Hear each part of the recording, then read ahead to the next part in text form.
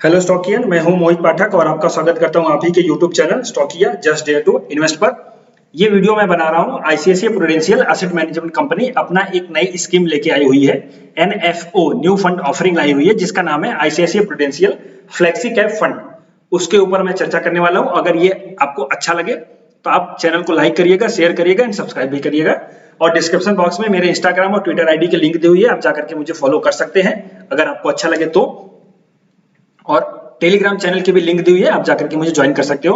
और इसके साथ साथ मैं शेर खान का सब ब्रोकर हूँ, सूरत में रहता हूँ, तो मेरा ये नंबर है।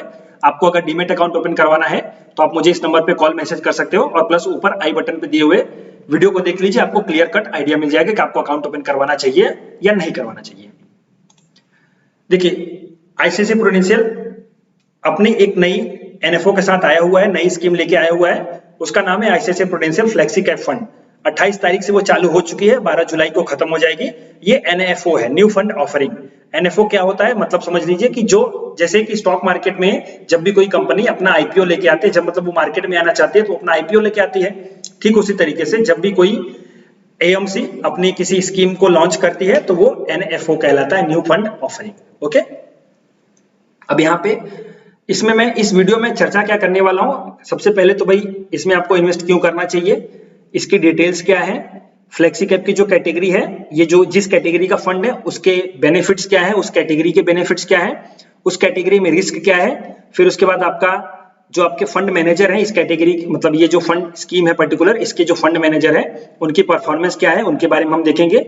और इसी कैटेगरी के और भी जो फंड्स पहले से ही अवेलेबल है उनकी परफॉर्मेंस हम देखेंगे, तब हमें और भी पता चलेगा कि भाई इस कैटेगरी में जाना चाहिए या नहीं जाना चाहिए। और लास्ट में मैं आपको बताऊंगा मेरी टिप कि इसमें आपको इसमें कैसे इन्वेस्ट करना चाहिए। तो देखिए, सबसे पहले तो मैं शुरू करता हूं कि भाई इसमें आपको इन्वेस्ट क्यों करना चाहिए। मेरा ऐसा मानना है कि जो फ्लेक्सी कैप की कैटेगरी होती है ना, काफी अच्छी होती है।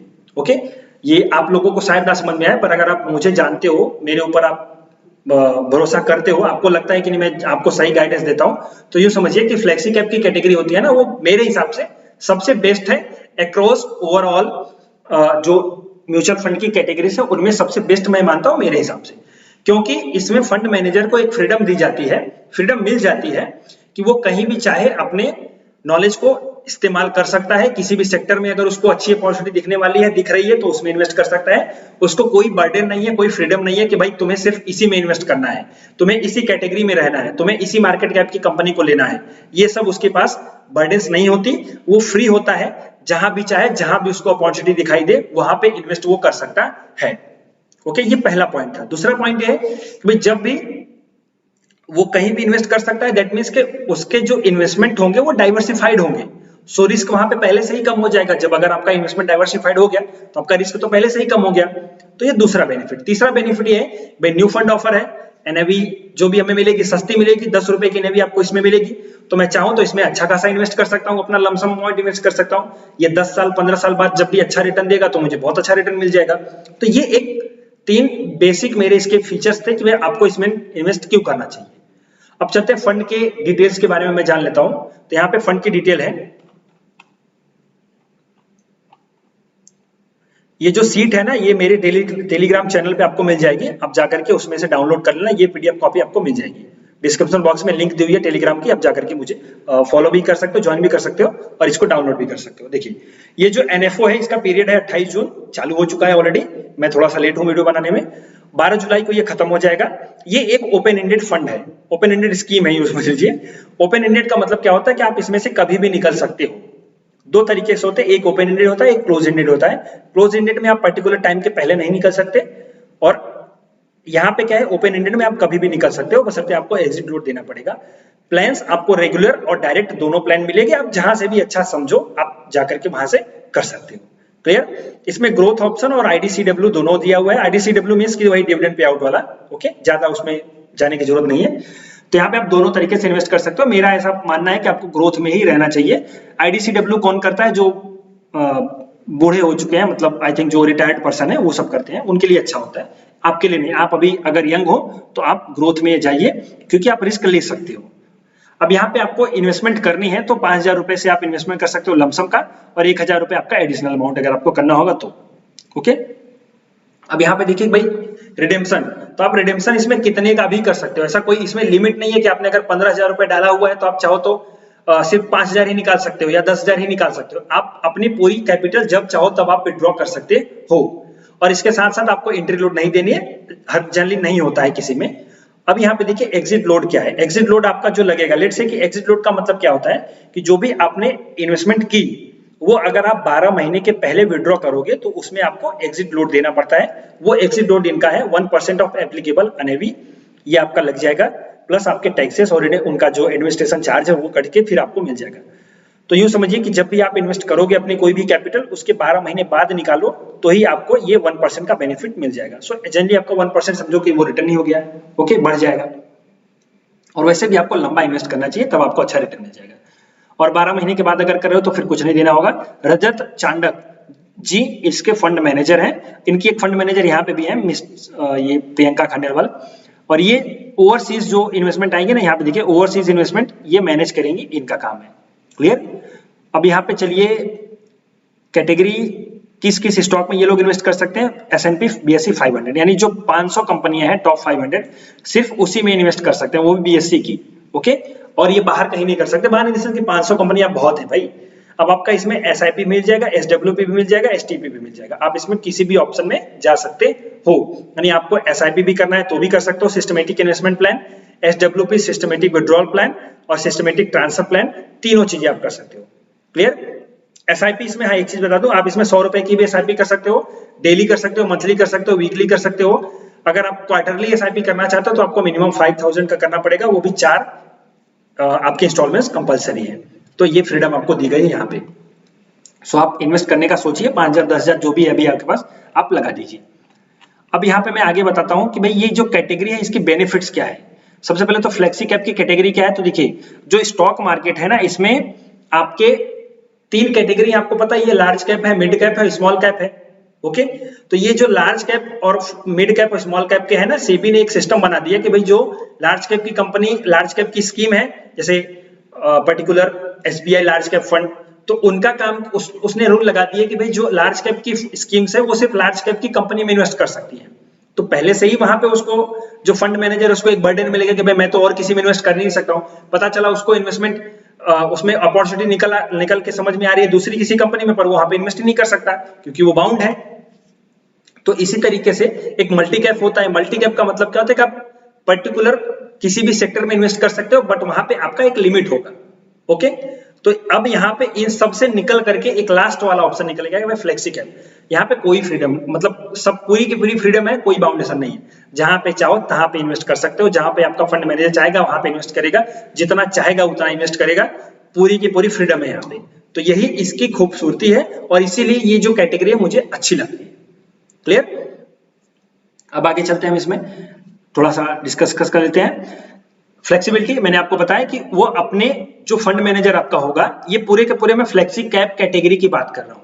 क्लियर कि ये पर्टिकुलर कैटेगरी में इन्वेस्ट करने के बेनिफिट क्या है, और आपको समझ में आएगा कि जो दूसरे वाले बेनिफिट जैसे कि लार्ज कैप था तो उसमें सिर्फ लार्ज कैप की इन्वेस्टमेंट कर सकते हैं, मिड कैप का इन्वेस्टमेंट अगर ऐसा ये मिड कैप का आपका स्कीम है तो सिर्फ मिड कैप में इन्वेस्ट कर सकते हैं, दूसरे किसी में इन्वेस्ट कर ही नहीं सकता।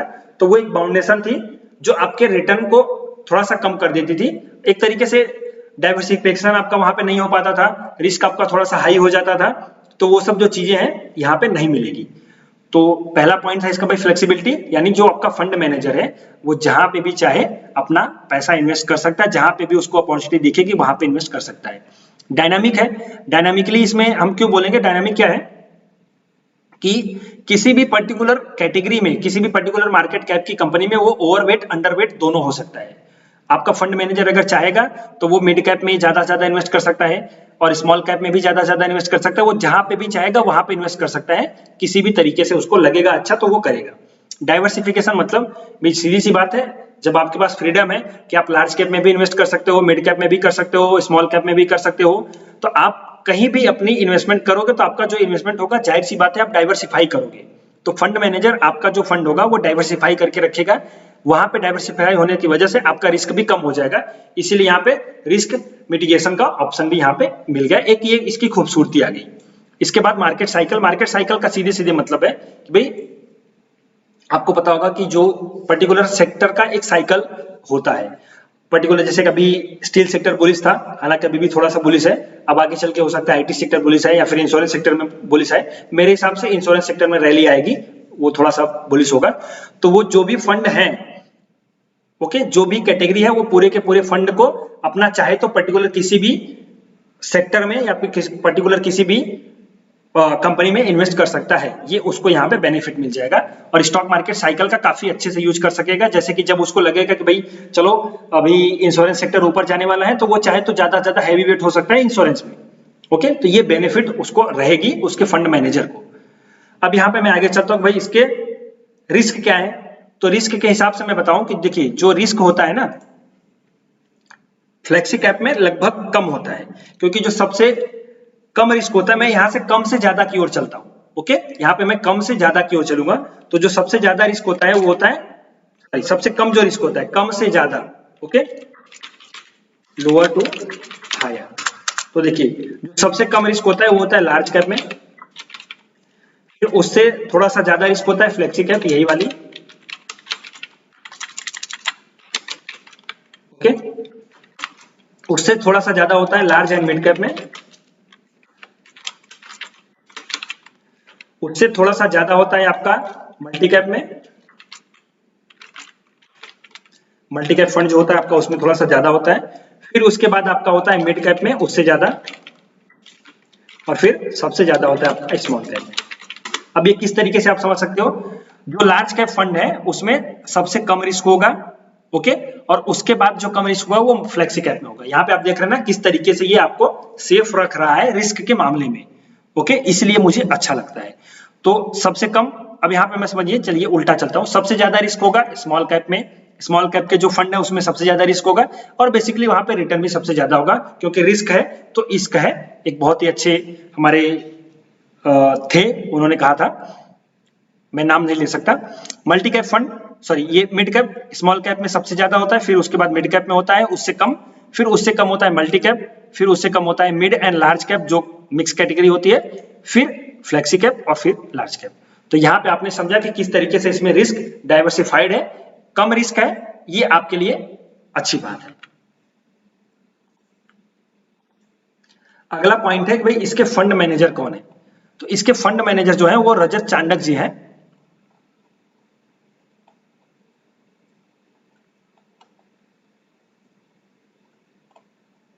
देखिए, फंड मैनेजर आपको किस लिए देखना चाहिए, भाई एटलीस्ट आप जिसको अपना पैसा दे रहे हो मैनेज करने के लिए, कम से कम आपको उसके बारे में जानना तो चाहिए कि भाई ये क्या है, कौन है, कितना अच्छा इनका काम है, इनका रिजल्ट क्या है, परफॉर्मेंस क्या रही है, तो वो सब आपको देखना चाहिए। तो जो रजत चांडक जी हैं वो 2008 में आईसीआईसीआई प्रूडेंशियल के साथ जुड़े हुए थे और अभी तक वो लगे हुए हैं उसी में। So that shows that how loyal he is. तो भाई ये इसी कंपनी में 13 साल इन्होंने गुजार दिया, तो ये एक कंपनी को लेकर के लॉयल है। सो आपके फंड को भी लेकर के ये लॉयल रहेंगे, ये पहली सी बात है। अब इनके द्वारा जो भी फंड है जो पहले से ही मैनेज किए हैं उसकी परफॉर्मेंस को देख सकते हैं, देखते हैं कि क्या उन्होंने मैनेज किया था। तो यहाँ पे देखिए रजत चांडक जी द्वारा ये फंड मैनेज किए गए आईसीआईसीआई प्रूडेंशियल के, ओके। यहाँ पे देखिए दिया हुआ है mutual fund managed by Rajat Chandak, okay. यहाँ पे 3 इयर्स का हम लेंगे क्योंकि 1 साल 2 साल का लेने का कोई मतलब नहीं है। 3 ईयर में आप देखिए 31%, 49%, 41%, 34%, 38%, 18, 22, 20, 23, 30, 34, 46 और आपका 21। तो ये काफी अच्छा यहाँ पे इनकी परफॉर्मेंस मेरे हिसाब से काफी अच्छी रही है। क्लियर, मेरे हिसाब से ये परफॉर्मेंस काफी अच्छी है। 3 साल में इतना अच्छा return, that is okay and good मेरे हिसाब से। क्लियर, सो परफॉर्मेंस इनकी काफी अच्छी है और हम इनके ऊपर भरोसा कर सकते हैं, अपना इन्वेस्टमेंट कर सकते हैं। प्लस दूसरी चीज, ये सब क्या है, ये सब रेगुलेशंस के साथ है। यहाँ पे तो इनको पूरी की पूरी फ्रीडम मिल जाएगी, कहीं पे भी इन्वेस्ट करो। सो ये अपना बेस्ट दे देंगे, मेरा ऐसा मानना है। मेरा ऐसा मानना है कि ये अपना पूरा बेस्ट दे देंगे इस कैटेगरी में इन्वेस्टमेंट जो भी फंड हुए उसके रिजल्ट को लेकर के। अब यहाँ पे आ जाते हैं भाई फ्लेक्सी कैप की कैटेगरी में और जो भी फंड पहले से ही आए हुए हैं उनका क्या परफॉर्मेंस है, मतलब एक्चुअली फ्लेक्सी कैप की जो कैटेगरी है उसमें इन्वेस्ट करना चाहिए या नहीं करना चाहिए। तो ये देखिए यहाँ पे आपका एक इन सब का नाम, यहाँ पे आप वीडियो पॉज करके देख लीजिए। 3 साल का ही रिटर्न में देखूंगा तो यहाँ पे 21, ये 3 साल नहीं हुआ है इसलिए 21, 18, 13, 14, 16, 13, 18, 21, 14। इसका मतलब ये जो कैटेगरी है ये रिटर्न अच्छा दे देती है। क्लियर, इतना रिटर्न इसमें मिला हुआ है, so that is okay. Clear? तो आपको यहाँ पे फ्लेक्सी कैप में जाना चाहिए, क्योंकि आपका रिस्क भी डाइवर्सिफाइड होगा, रिस्क कम है। तो ये तरीके से आप समझ सकते हो कि किसी भी छोटे इन्वेस्टर को इन्वेस्ट इसमें कर लेना चाहिए। अब इसमें मेरी टिप, इन्वेस्टमेंट आपको कैसे करनी चाहिए। सो सबसे पहला पॉइंट ये है कि आप चाहो तो एनएवी सस्ती लेने के लिए आप एनएफओ में ही ऑफर कर दीजिए। क्लियर? हाँ, अगर नहीं हो पाता है तो कोई बात नहीं, जब ये आ जाएगा, फंड चालू हो जाएगा और इसमें ऑर्डर्स पड़ने लगेंगे, पर्टिकुलर 10-15 दिन बाद हो जाता है, तो आप उसमें भी यहाँ पे कर सकते हो। देखिए और ज्यादा भी टाइम लग सकता है, मुझे उतना क्लियर नहीं है, तो जब भी लगेगा आप देख लेना, अपने ब्रोकर को कांटेक्ट कर लेना। और अगर आप शेर खान के क्लाइंट हो तो आप कॉल करके अपने आरएम को जानकारी ले सकते हो कि भाई ये जो नया फंड आया हुआ है वो उसमें हम कैसे इन्वेस्ट कर सकते हैं, मैंने एनएफओ में नहीं इन्वेस्ट किया था तो अब मुझे करना है। क्लियर? तो अब ये मेरी टिप ये है कि जब भी, पहले तो आपको यहाँ पे कर लेना है, ओके, बाद में अगर नीचे जाता है तो आपको एवरेज कर लेना है। अगर फ्रेश आप इन्वेस्टमेंट स्टार्ट करना चाहते हो तो मेरी टिप ये रहेगी, आगे चल के आने वाले 5-6 सालों तक आप इसमें इन्वेस्ट करिए, और इन्वेस्ट करिए आप 5-5 हजार रुपए की अमाउंट। ओके, मेरा ऐसा मानना है। आप इसमें 5,000 अगर आपके पास नहीं भी है तो 1,000 करिए, 2,000 करिए, 5,000 3,000 करिए, जैसा भी हो। लेकिन अगर आपके पास 2-3 महीनों में, 3-4 महीनों में अगर 5,000 रुपए आप सेव कर लेते हो तो उसको इन्वेस्ट करिए, मेरा ऐसा इसमें मानना है। सो कैसे इन्वेस्ट करना है, जब भी मार्केट नया हाई बनाए और नए हाई से 1000 पॉइंट गिरे तो उस टाइम पे आपको अपना वो जो 5,000 रुपए है उसमें डाल देना है, लमसम करके। क्लियर? फिर अगेन ऊपर जाएगा, फिर वहां से 500 पॉइंट गिरे तो उसका 50% आपको डाल देना है। अगेन जितना आपने इन्वेस्ट किया था उतना 50% डाल देना है। फिर अगर ऊपर जाए या फिर वहीं से और ज्यादा गिर जाए तो रेस्ट आपको डाल देना है। क्लियर? और फिर अगर ऊपर जाए, नया हाई लगाए, या फिर अपने पर्टिकुलर किसी भी स्विंग से 1000 पॉइंट अगर टूटे तो वहां पे आप अगेन उतना ही इन्वेस्ट करें जितना आपने पहले इन्वेस्ट किया हुआ था। तो अब मैं चलिए एक एग्जांपल के तौर पे समझाता हूं यहाँ पे। जैसे अब ये मार्केट है, यहाँ पे मैंने 5,000 डाल दिए अपने। अब अगेन मार्केट यहाँ से चला गया इस जगह पे, 1000 पॉइंट टूटा तो मैं यहाँ पे अगेन अपना 5,000 रुपए डालूंगा। ओके, उसी में फिर ये ऊपर जाएगा, लेट से नया हाई लगाता है, फिर तोड़ता है 1000 पॉइंट, तो मैं अगेन यहाँ पे उतनी ही अमाउंट फिर से डाल दूंगा। क्लियर? अब अगेन समझो कि ये ऊपर जाता है और वहां से 1000 पॉइंट गिरता है तो मैं अगेन इसमें 5,000 रुपए अपने डाल दूंगा। सो इस तरीके से आपको करना है। जब भी ये नया हाई से 1000 पॉइंट टूटे, 1000 पॉइंट अगर निफ्टी टूट रही है, तब आपको इसमें लमसम इन्वेस्ट कर देना है। मिनिमम 5,000 का मेरा ऐसा टारगेट है। आपके पास जो भी अमाउंट है, आपके पास लाख रुपए है तो आप लाख रुपए डाल दो, आपके ऊपर डिपेंड करता है, पर सेम अमाउंट में डालो ताकि आपको जो एवरेज एनएवी का बेनिफिट मिल जाए, बहुत अच्छे तरीके से मिल जाए, और डाउनफॉल की एनएवी आपको मिल जाए। सो आप इसमें 5 से 10 सालों तक इन्वेस्ट कर दीजिए लगातार इसी तरीके से, और उसको 10 साल 15 साल होल्ड कर दीजिए, तो जो रिटर्न मिलेगा फिर आप मुझे बोलोगे कि कितना अच्छा रिटर्न मिला। सो दैट इज कि आपको किस तरीके से म्यूचुअल फंड में भी इन्वेस्टमेंट करना चाहिए, ये मैंने आपको यहाँ पे एक प्रो टिप दे दी। क्लियर? बहुत से लोगों को नहीं पता है। हालांकि जब भी मार्केट नीचे जाता है तो मैं लोगों से, अपने क्लाइंट से कहता हूं कि भाई आप इसमें लमसम डालो, जो भी आपका फंड है उसी में डाल दो। एसआईपी चल रही है ना, सेम कैटेगरी के, जो आपका फोलियो होता है, सेम फोलियो में आपको लमसम खरीद लेना चाहिए, तो आपका अपने आप एनएवी एवरेज हो जाएगी। ये सब इसके ऊपर मैं डिटेल में एक वीडियो बनाऊंगा। ओके, सो अभी के लिए इतना ही। अगर वीडियो मेरा अच्छा लगा हो आपको तो चैनल को लाइक, शेयर एंड सब्सक्राइब करिएगा। और अगर आपको डीमेट अकाउंट ओपन करवाना है शेर खान लिमिटेड में तो आप मेरे दिए हुए इस नंबर पे मुझे कॉल कर सकते हो। प्लस ऊपर जो आई बटन पे वीडियो आ रहा है आप उसको देख लीजिए, तो आपको क्लियर कट आइडिया मिल जाएगा कि आपको डीमेट अकाउंट ओपन करवाना चाहिए या नहीं। सो अगर आपका इसके बारे में कोई कंफ्यूजन हो, आपको कैसे इन्वेस्ट करना है, आप अपने आरएम को कॉल करिए, जो भी आपका ब्रोकर होगा, जहां से भी आप लोग इन्वेस्ट करते हो, मुझे कोई मतलब नहीं है। आपको अगर करना है शेर खान में तो आप अपने आरएम को कॉल करिए और उसको बोलिए कि भाई मुझे एनएफओ में इन्वेस्ट करना है। और अगर आपका आरएम मैं ही हूं, मेरी ही ब्रांच में आपका अकाउंट है, तो आप मुझे बोल सकते हैं भाई इसमें इन्वेस्ट करना चाहिए या नहीं करना चाहिए, तो मैं आपको गाइडेंस दूंगा। ऑलमोस्ट करना ही चाहिए, ओके, क्योंकि दिक्कत कोई है नहीं है। सो अभी के लिए इतना ही। Thank you and wishing you all the best.